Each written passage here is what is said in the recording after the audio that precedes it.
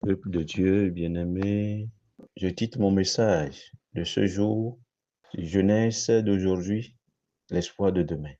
Nous allons baser notre prière, notre exhortation sur deux versets ou deux messages principaux. 1 Timothée 4, verset 12 et Proverbe 20, verset 29. 1 Timothée 4, verset 12 et Proverbe 20, verset 29. Dans 1 Timothée 4, verset 12, nous lisons ceci. Que personne ne méprise ta jeunesse. Que personne ne méprise ta jeunesse, mais sois un modèle pour les fidèles en parole, en conduite, en charité, en foi et en pureté. Alléluia. Le second passage, là nous lisons dans Proverbe 20, verset 29. Là, il est écrit, la force est la gloire des jeunes gens. La première partie seulement. La force est la gloire des jeunes gens. Alléluia. Je disais que le titre de mon message est intitulé « Jeunesse d'aujourd'hui, l'espoir de demain ». Alléluia. Parce que on dit souvent que l'enfant est le père de l'homme, ce qui signifie que l'adulte de demain se constitue à partir du jeune d'aujourd'hui. Alléluia. À partir des deux versets, le Seigneur veut nous exhorter à centrer nos prières sur les jeunes ayant une responsabilité vis-à-vis de leur nation. Et quand les jeunes ratent un certain nombre de valeurs, un certain nombre de principes de base, ça veut dire que c'est la jeunesse qui est en dérive. Le devenir de notre nation est en dérive. Donc nous allons nous intéresser à la jeunesse pour que le Seigneur intervienne en leur faveur. Alléluia. Prier pour la jeunesse signifie simplement que nous devons, chaque famille, chaque parent, chaque père, chaque responsable qui a sous lui les jeunes, les enfants, a une mission noble. Et si ce responsable, cette autorité rate sa mission, ça veut dire que notre nation n'a pas d'avenir. Alléluia. Alléluia. Comme Timothée vient de nous le montrer. Alléluia. Donc, pour une société sans violence ni corruption, il va falloir que le responsable, le père de famille, l'autorité, essaie d'éduquer, fasse tout pour modeler la jeunesse, l'enfant, pour que ces vices ne soient pas des réalités pour demain. Alléluia. Alléluia. La jeunesse, elle doit être déterminée pour restaurer les valeurs. Aujourd'hui, nous voyons que les valeurs se perdent ou carrément sont perdues. Donc, c'est notre mission de restaurer ces valeurs. C'est notre mission de revivre ces valeurs d'antan selon la parole de Dieu. Les valeurs qui démontrent que la nation a, des jeunes voyant, a des jeunes d'avenir et l'espoir de son père, l'espoir de sa mère, l'espoir des parents est fixé sur la jeunesse, sur les jeunes, sur les enfants. Et donc, nous avons une mission noble de prier le Seigneur pour les jeunes, de prier le Seigneur pour les enfants, et pour que notre nation ne perde pas des valeurs intrinsèques à l'amour de Dieu, les valeurs intrinsèques à la parole de Dieu, les valeurs intrinsèques à la paix que nous prenons. Que le Seigneur nous bénisse. Il faudrait que chaque parent chaque responsable, chaque autorité qui a des jeunes, qui a des, des enfants sous sa protection, sous son autorité, fasse un travail noble. Et que nous implorons la paix de Dieu, la force nécessaire pour que cette mission soit accordée. Alléluia. Une jeunesse d'aujourd'hui, l'espoir de demain. Alléluia. Alléluia. Il faudrait que cette jeunesse soit engagée dans les prières, dans le travail surtout, dans les prières et dans le travail.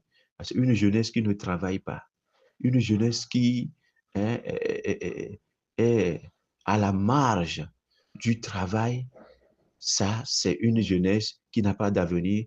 Et lorsque la jeunesse n'a pas d'avenir, c'est que la nation n'a pas d'avenir. Il faudrait que nous, qui sommes des responsables, nous qui sommes des parents, nous œuvrons en ce sens que le travail, l'avenir soit assuré pour les jeunes, pour que notre nation demeure en paix. Alléluia. Alléluia. Il faudrait que nous encourageons cette jeunesse dans l'entrepreneuriat et dans la vérité surtout. Que cette jeunesse soit démarquée, cette jeunesse soit à la marge de toute corruption. Parce qu'une jeunesse qui ne travaille pas est facilement corruptible. Une jeunesse qui est oisive est facilement corruptible.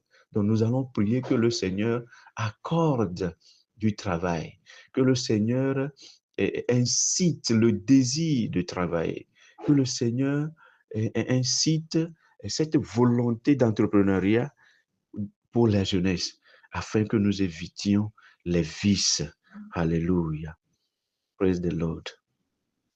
Nous allons prier pour que la société, hein, toute la société qui est centrée sur la jeunesse, soit une société modèle, une société sans corruption, une société sans violence.